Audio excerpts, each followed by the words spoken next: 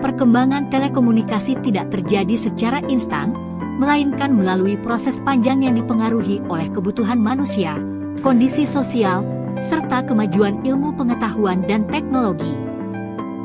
Pembahasan berikut akan menguraikan 9 zaman utama dalam sejarah perkembangan telekomunikasi, dimulai dari masa ketika manusia hanya mengandalkan isyarat dan bahasa lisan, hingga era digital saat ini yang memungkinkan komunikasi berlangsung secara global dan instan. Kata telekomunikasi berasal dari dua kata, yaitu tele yang berasal dari bahasa Yunani yang berarti jauh, dan communicare dari bahasa Latin yang berarti menyampaikan. Dari asal katanya tersebut, telekomunikasi dapat dipahami sebagai proses penyampaian informasi dari satu tempat ke tempat lain yang berjauhan. Sementara itu, komunikasi adalah proses penyampaian pesan dari satu pihak kepada pihak lain. Pesan yang disampaikan dapat berupa pikiran, perasaan, gagasan, atau informasi. Agar pesan dapat dipahami dengan baik, manusia menggunakan berbagai cara dalam berkomunikasi, yaitu menyimak, berbicara, membaca, dan menulis. Pada zaman prasejarah, manusia belum mengenal tulisan maupun teknologi. Komunikasi dilakukan secara langsung dengan menggunakan suara, isyarat tubuh, dan ekspresi wajah. Dalam kehidupan berkelompok, cara komunikasi ini sangat penting untuk menyampaikan peringatan bahaya, mengordinasikan kegiatan berburu, serta mempererat hubungan sosial antar anggota kelompok. Selain komunikasi lisan, manusia prasejarah juga meninggalkan lukisan di dinding gua sebagai bentuk penyampaian pesan dan pengalaman hidup. Lukisan-lukisan tersebut menjadi cikal bakal komunikasi visual, meskipun maknanya masih terbatas dan hanya dipahami oleh kelompok tertentu. Seiring berkembangnya peradaban, manusia mulai mengenal sistem tulisan. Tulisan piktograf di Mesopotamia dan hieroglif di Mesir digunakan untuk mencatat peristiwa penting, hukum, perdagangan, dan kegiatan keagamaan.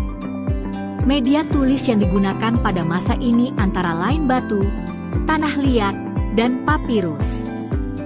Pada masa ini pula, komunikasi jarak jauh mulai berkembang melalui kurir manusia, burung merpati, serta sinyal asap dan api.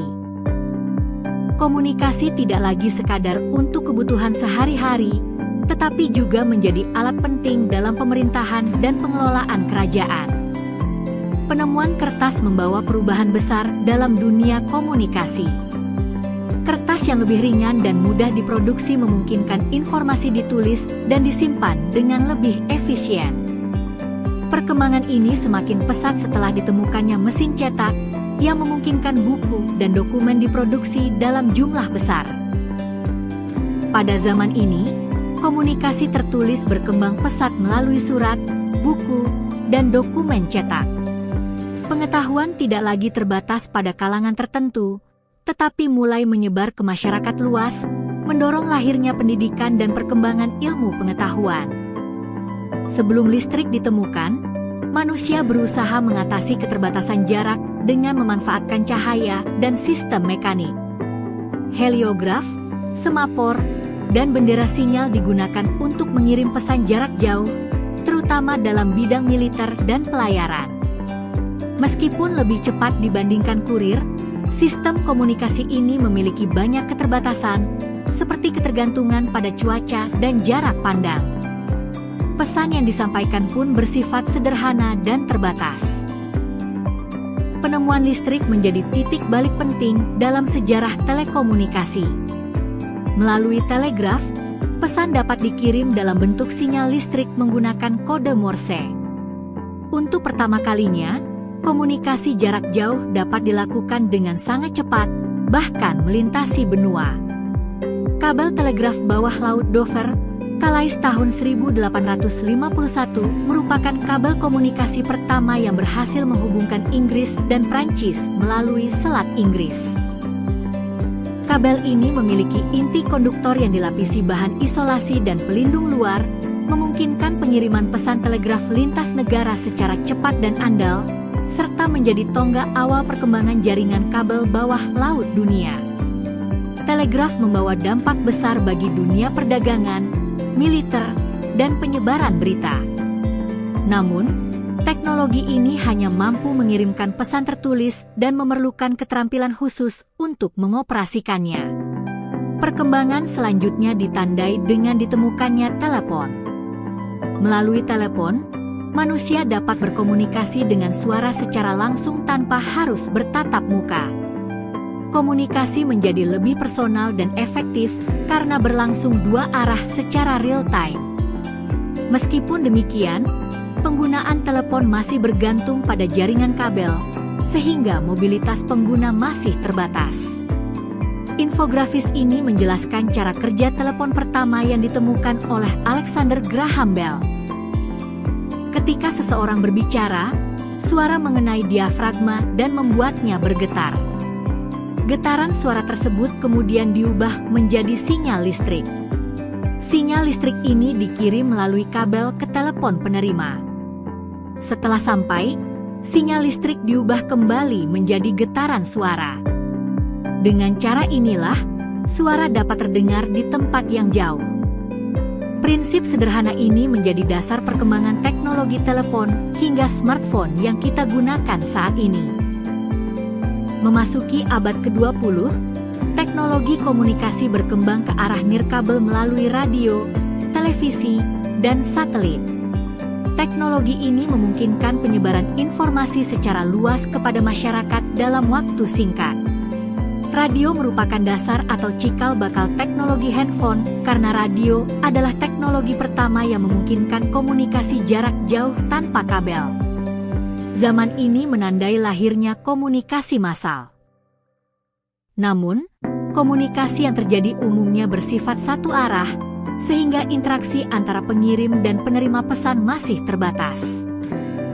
Sebelum internet berkembang pesat, berbagai alat komunikasi elektronik seperti telegram tertulis, teles, faks, dan pagar digunakan secara luas, terutama dalam dunia bisnis dan pemerintahan. Teknologi ini memungkinkan pengiriman pesan tertulis dengan lebih cepat dibandingkan surat.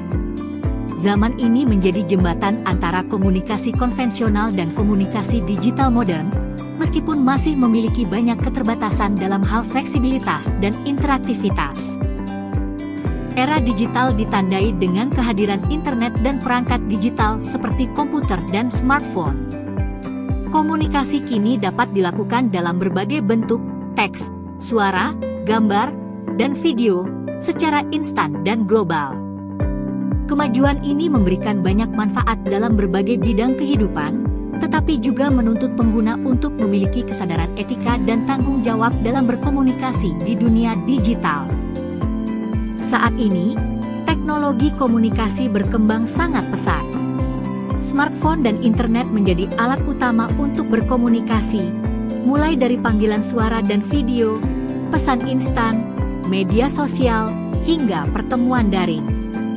Teknologi ini memudahkan komunikasi jarak jauh secara cepat dan praktis, tetapi juga berpotensi menimbulkan ketergantungan, gangguan fokus, serta penyalahgunaan informasi. Karena itu, penggunaan teknologi komunikasi harus disertai dengan etika berkomunikasi.